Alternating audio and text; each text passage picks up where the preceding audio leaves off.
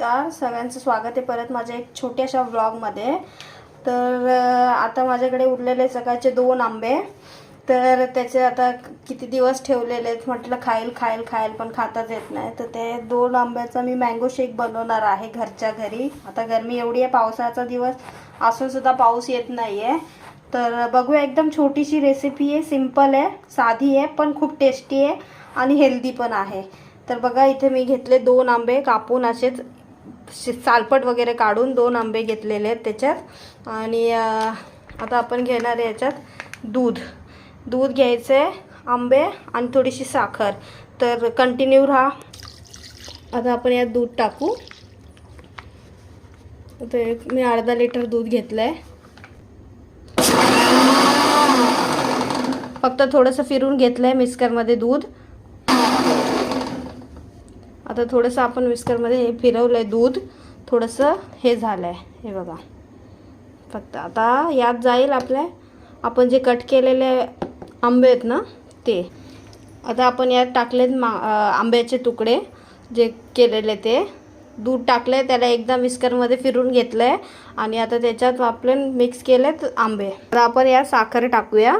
मी अर्धी साखर घेतली आहे, साधारण 4-5 मोठे चमचे साखर असेल, कारण की आंबे थोडे गोड आणि थोडे 1-2 कच्चे आंबे होते त्यात। थोडेसे, एक पिकलेला होता आणि एक कच्चा होता, तर आपण त्यात चवीनुसार साखर टाकू। तर बघा, यात साखर गेलेली आहे, याच्यात आंबे टाकले, दूध टाकलंय, साखर। आता आपण एकदा परत हे फिरून घेऊ मस्त मिक्सरमध्ये, एकदम बारीक पेस्ट, एकदम पातळ पेस्ट बनवून घेऊ त्यात। हे बघा, आता झालं आहे हे बनवून, चांगलं मस्त एकदम घट्ट झालंय।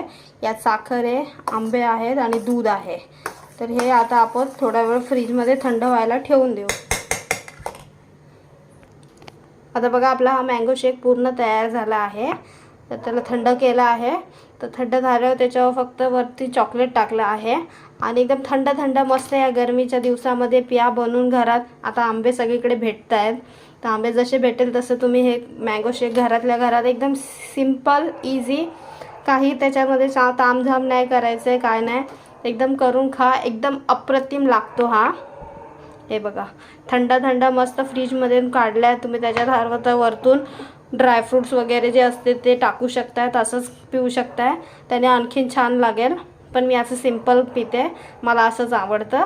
त्याच्यावरती फक्त थोडंसं चॉकलेट टाकलाय, तर तुम्ही हवं तर तुमच्या हिशोबाने ड्रायफ्रूट्स वगैरे सगळं टाकू शकताय आणि गरमीच्या दिवसात मस्त एन्जॉय करा मँगो मिल्कशेक।